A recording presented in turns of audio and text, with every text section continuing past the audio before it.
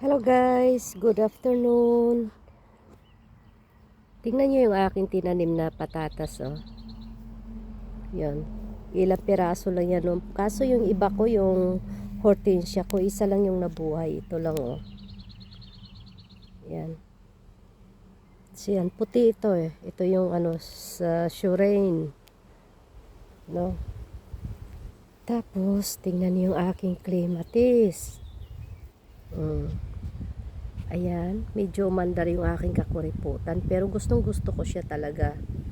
Ayan ang nga sabi ko. Dahil puro na tayo pink at saka pula. So, dito naman tayo. Ano siya, white. Tapos yung violet at saka, ewan ko kung ano yung gitna niya. Yan, oh. Yan. Tapos nilagyan ko siya ng pitonia. Yan, yung Malaysian mamba yan. Ayun. Tapos yung pinaghiwa-hiwalay ko yung ano na yan. Ito. Namulaklak. Pero mabilis lang siyang lumaki. Ano. Ayan. So, mayroon pa akong itatanim dito. Bibili pa ako ng isang, yung katulad yung clematis na yan. Dito ko naman siya pagapangin. Dito naman siya sa area na yan. Baka pink o red ang ano yung kukuhanin. So ito, mayroon ako ditong ano, ito yung clematis doon sa kabila. Hindi ko lang alam, experiment lang kung mabuhay siya. Yun yung nasa paso. So ito, yan nga ang rose, ayan. Pinaghiwa-hiwalay ko sa isang paso kasi mayroon siyang tatlo. Yan. Tatlo nga ba? Oo, tatlo lang. So yan. Yan o. So yan dati yung sa kabila ko, ano din yun eh, ganito rin yan. Mabagal lang siyang lumaki talaga. No? Pero nabubuhay. Sana nga mabuhay siya. So ito yung aking student ni Like. Ayan yung pinagputulan ng ano natin. So putulin natin eh. Yan. So kapitbahay, binigyan ako ng gulay nung nakaraan. Ang bilis na lumaki ng gulay nila. So yun, wala na tayong manok dyan. Pinasok ko na kasi baka mamaya lumilipad sila. Baka tumalon sa kabila eh. Pag-anuhan lang yan ng away ano. Tapos ayun nga, ayun oh. So, patubuin muna natin yung mga damo bago ano, bago sila pakawalan uli. Paano ba naman kasi no? Nakita ko may punit pala. Yung ano, yung net na yan. So, saka na lang yan. So, ayan ating rose. Yan, pinagtatamnan ko na yun ng mga ano dyan. Kinalaykay nila kahapon eh. Hi sis Asel, kumusta sis? Kumusta mga kabistag? Musta? No, mommy loves. So, lahat-lahat dyan. Kumusta? No? Hindi muna tayo magngangak-ngak-ngak. Ayun. Ito yung ating hacienda. Ito, ano to, yung mga dagang lupa. Ayan na naman, nag-umpisa na naman sila. Nawala na to sila eh. Ayan, bumalik na naman. Ibig sabihin kasi rito, meron siyang, may mga nakakain sa ilalim. Pero may nabibili siya na pang 1,200 square meter yata, yung pang taboy, na para siyang electronic. So ito, ano natin. Ayun, thank you sa ating kabayan. No, siya yung pinagputol namin dito, ayun. Lalagyan daw ng bako dyan ng kapitbahay. Kasi sa kabila, hindi naman sila nag-share. Dito, magbako daw sila ng kahoy. So yan, inaantay lang natin yan. Ipagtatapon na natin. Sana ito itong mga temporary na. Hindi ba dati parang gubat-gubat yan. At least free na kaming magputol-putol. Kasi ang pangit na rin eh. Masyadong maano yung brombeer. Yung mga tinik. Yung apple natin doon, no? Umano na. Tumaas na naman. So, ayan. So, ngayon, ano siya? Tawag niyan eh.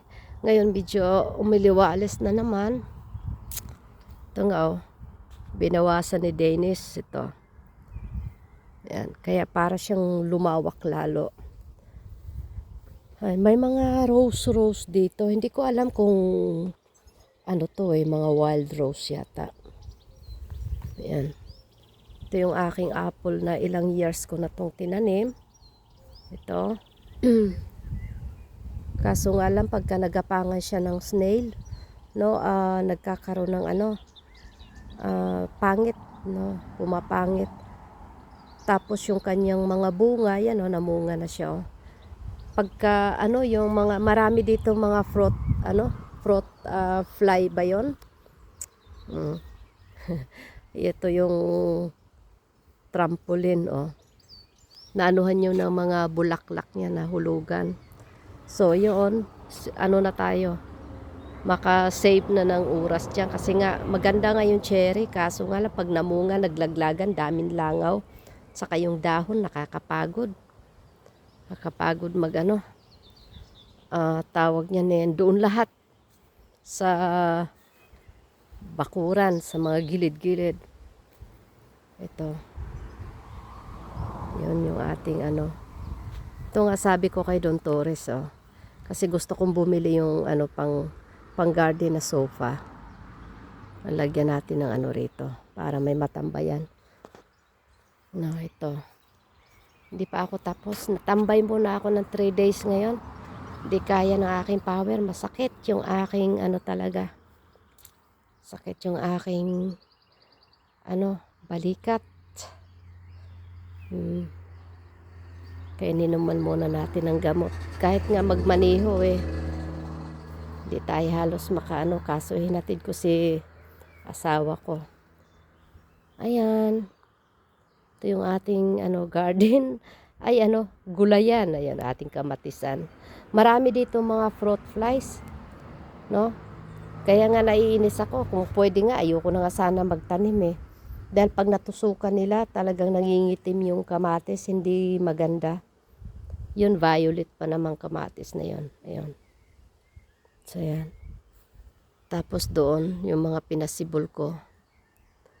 Sana nga umulan kasi nga 2 days na ako hindi makapagdilig-dilig. Hindi pa kaya ng power. Ito yung wala namang kaunti lang puro bulaklak. So ito nag-grill kami noong Sunday. Ito mga dill dito Ayan Yan. Ito yung rose na maliliit na tinanim ko yun. Nabuhay naman. Yan. Tapos ito. Nilipat ko lang sa malaking paso. Hindi muna tayo magpwersa-pwersa. Ito yung may clematis akong dyan Yan, dahlia. Ang mahal kasi ng halaman Kaya yung mga dahlia na yan, pinaghiwa-hiwalay ko. Tapos yun para dumami. Actually, 3 lang yan 3 balot ata. Yan. Tapos yun, pinaghiwa-hiwalay ko, nilagay ko sa dyan. Tinanim ko. Yan. Siya Tapos ayan ang pinagputulan ko ng Yan may ba yung parang sibuyas, yung spring onion, pero malalaki siya ng yun yung tanim doon ni kapitbahay. Yung Iranian yata sila, Iraqis, ganon. Diba kumakain sila ng ganon. Yan pinaghiwaan ko. Nang hinayang ako itapon, sinubukan kong itanim. Ayan tumaas ulit. Yan, yung pinagputulan ko sa tanim na puti yan. Ang ganda kasi tingnan natin kung magkaroon siya ng ugat. Ito siya, radish ito. Pero pinapakain ko sa manok. Yung iba, ginangata ko. Katulad nito. Hindi maganda ang kasi dapat dito talaga yan Dapat dito. Ito malambot ang lupa. Kaso dikit-dikit siya kaya ganun ang niya. Yan, sa manok na lang yan. Tapos ito yung ang dami Diyan ko lang parsley yan. Kasi ito dill, ito yung last year nabuhayan ako ng rose. Yung pinutol ko doon sa tinusok ko. Tapos ito yung dahlia. Kamag-anak niyan doon Tapos ito yung aking sunflower Yan. violet siyang sunflower. Yon. Pero ito didiligan ko to kasi baka mamatay na kung mahal pa man din niya. So ito rin may tinanim ako dito. Ayoko kung mag-success siya na. Pagbaba daw ni Don Torres palitan tong bubong kasi may tagas kasi. Kaya nga nilagyan ko nito kasi gusto ko gusto ko rito magsampay. Mabango kasi, sampay muna tapos saka ilagay sa dryer ng ilang minuto. Ito para hindi ilipad. Ito. Yung aking tambayan, dito ako nagtatambay. Pupunta ako mamaya sa manok, ibigay ko to. Itong radish na to. Nag-setting pretty yon. Yung aming electric mower. So, ayan. Ito yung aking kalatchoy. Galing yan sa bouquet. So, kumusta naman kayo dyan? Kumusta? Mag-ingat po tayo parate. No? Yan. Ang ganda na kasi ngayon, no? Parang nakakaano ng energy. Kasi, maaraw na, no? Pa-summer na talaga. So, babuy!